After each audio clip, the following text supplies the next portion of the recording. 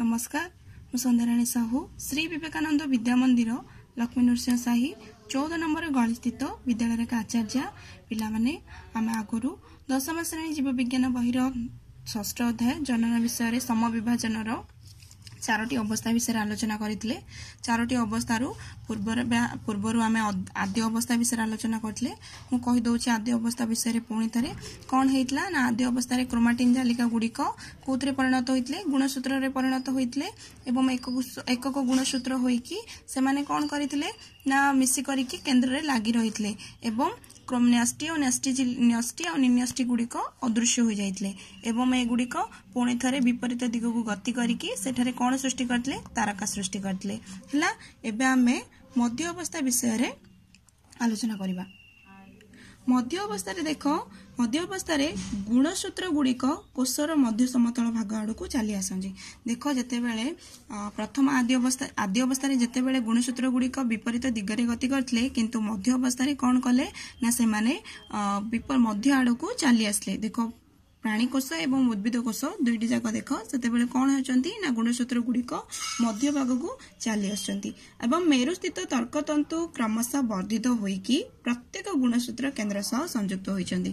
तापरे से जो तर्कतंतु गुड़िक अच्छी से जाक कौन होइचंती ना बढ़ी जाइचंती एवं एई गुणसूत्र गुड़िक एकक सूत्र गुड़िक मिसी करके लागी करके अच्छी है मध्य अवस्था रे। एबे आमे जानिबा उत्तर अवस्था विषय। उत्तर अवस्था रे कौन हुए ना उत्तर अवस्था रे प्रत्येक गुणसूत्र केंद्र रे विभाजित होइथांती। देखो मध्य अवस्था रे गुणसूत्र गुड़ी कौन थिले एकाठी होइकी थिले किंतु उत्तर अवस्था रे गुणसूत्र गुड़िक कौन होइचंती ना विभाजित होइचंती। देखि पारथिबो विभाजित हेबार एवं तर्कतंतु संकुचित होई जाय थाए कोडे उत्तर अवस्था रे तंतु गुड़िक संकुचित होबा फल रे प्रत्येक गुणसूत्र एकक सूत्र दुई विपरीत मेरुआड़ को गति करती। देख दी भाग हो जाइछंती एवं दी भाग होइकी पुणी अथरे मेरुआड़ को गति करछंती। गति कला पळे सेमानकर एकक सूत्र कोण माने को आकार धारण करथांती शेप गुड़िक भी आकार शेप देखि पारछो भी आकार शेप धारण करिसंती। तापरे शेष रे रहिला अंतिम अवस्था। अंतिम अवस्था रे कौन हुए ना अंतिम अवस्था रे अपत्या गुणसूत्र गुड़िक कोषर दुई मेरु रे जाइकी कौन हुअंती ए जो गुणसूत्र गुड़िक दुई भाग रे विभक्त होला उत्तर अवस्था रे से गुड़िक कौन हेले ना जाइकी पुणी थरे कोडे विपरीत मेरु रे जाइकी जमा हो गले। तापरे गुणसूत्र गुड़िक चारिआडे कौन हेले ना न्यष्टि झिली सृष्टि कले। कौन कले न्यष्टि झिली सृष्टि कले पुणी अथरे गुणसूत्र गुड़िक सूक्ष्म अस्पष्ट हेबा आरंभ हेबा सह न्यष्टि मध्य रे सृष्टि होइथाय। बुझा पल्ला चारोटी अवस्था आद्य अवस्था मध्य अवस्था उत्तर अवस्था अंतिम अवस्था।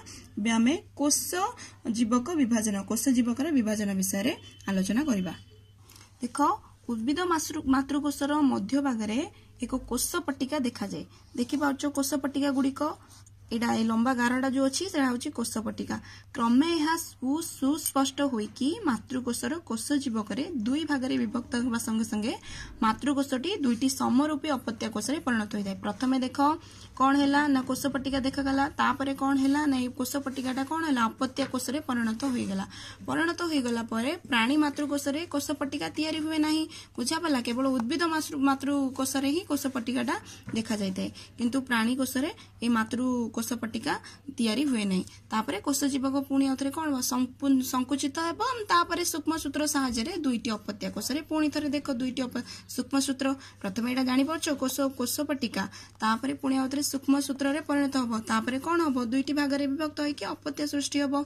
बुझा पड़ा कोष विभाजन कोष जीवर विभाजनटा नेक्स्ट पार्ट रे आमे अन्य एक विभाजन दुईटी विभाजन कही ना कोष जीव विभाजन हुए अर्ध विभाजन विषय आलोचना करबा। सम विभाजन आमे आलोचना कले नेक्स्ट पार्ट रे हम अर्ध विभाजन विषय आलोचना करबा। धन्यवाद।